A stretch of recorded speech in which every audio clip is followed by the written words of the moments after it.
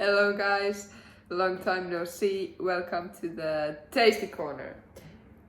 And if you get closer to the screen, they won't see you still because your head is going off the picture.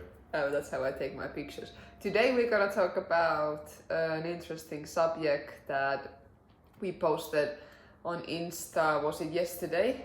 About how the players in World Padel 2 play everything short when attacking. Basically, they play everything before the line, overheads and volleys. Short, yeah. Short meaning that many times we think that the deeper we play, the better, and it's not always like that. And actually, we see that more and more players focus on playing with a high pace, with a lot of rotation on the ball, but close to the line. And the reason is because, we will give you the reasons, but mainly it's because the game is faster that way. Also, it's more difficult to control the ball when you don't have the chance to use the glass. Of course, this assuming that you have done your homework and you have learned how to use the glass, yes. Of course, at a recreational level, probably it's better that the players play with the glass because they haven't bothered to learn how to use the glass. So for example, typical tennis player that plays padel the first 6 months, they avoid the glass. But if we assume that you are playing someone that has developed the glass, then it's probably more difficult for players to control the ball on the rise or without the help of the glass. Yeah. So we will go deeper on that. You already did go deeper. No, I'm just explaining what you mean by short. I mean, short, they might think, oh, everything drop shot now. No, but you basically gave already reasons. So you take the ball on the right, so basically the ball is bouncing up, it's pushing you, instead of, when the ball goes, when the ball goes all the way to the glass, it's slowing down also, and it's basically dropping. So you have more choices as well with the glass.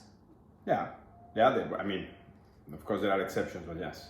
Normally, if the ball reaches the glass, it's easier to control it. Yeah. It's also, if the ball touches the glass, it loses speed. Reason why the ball will be easier to control. Yeah. Of course, there are exceptions, and there are shots that actually accelerate after the glass, but this is just kind of like a general tip, yes.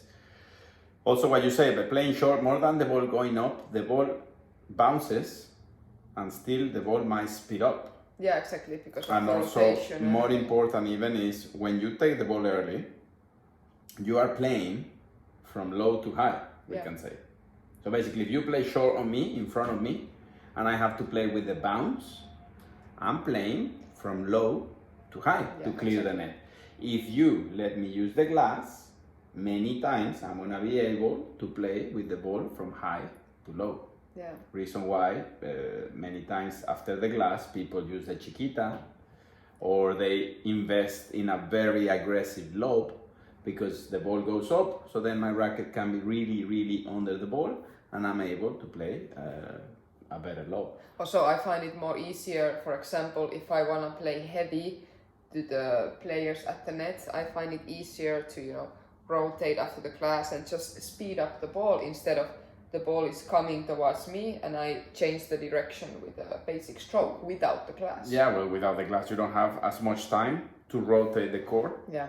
As when you use the glass, you are able to rotate fully, and on the way back you are able to put all your body weight on that shot and do the body transferring forward. When if I'm playing with the ball here, maybe I'm not able to put my body weight on the ball. Yeah, so I mean, this when we are telling you probably sounds very obvious, but we have a good story, and this is why we're doing this video, because we are coaching some players that are top 20, top 25 in Sweden. They are pretty good. And they got so annoyed. Sometimes we do an exercise where, we don't let them play past the service line, the first bounce, yeah?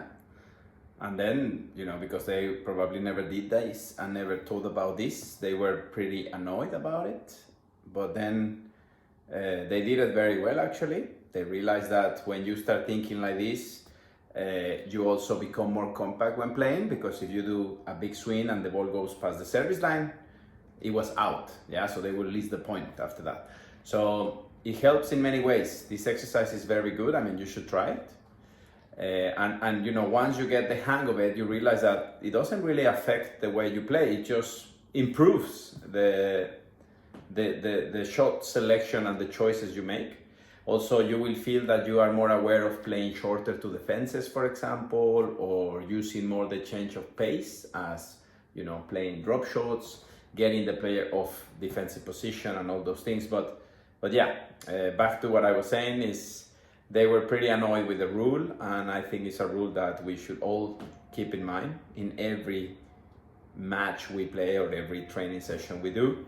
Try to play more and more before the line. That doesn't mean that you have to play slow. The idea is that you find a way to play heavy and sharp with a lot of rotation on the ball many times, especially with the air game, with the overheads. But when you aim before the line, also remember that the rebound, if there is rebound, because you know sometimes the ball will have enough pace to reach the glass, but the rebound will be always a bit lower, because by the time the ball gets to the glass, it's already dropping in height. Yes, so if you play all the way deep, the ball after the glass is gonna bounce up. So yeah, I mean, it's just a nice thing to think about, and you know, right now we're about to watch LeBron Galan versus Tapia and Coelho in the Malmo. They are just doing the tossing. So before we finish, I will publish this in a second. Who do you bet for? I mean, last time Galan 2 weeks ago, they beat them badly, 6-2, 6-3, I think it was. I will go with Coelho and Tapia, mainly because I have a better feeling with them, I believe, and also because I believe they are hungry to win, since they lost last time. But for you guys, pay attention to what we said. Pay attention on many of the points. Try to look at how many times they played on purpose behind the line.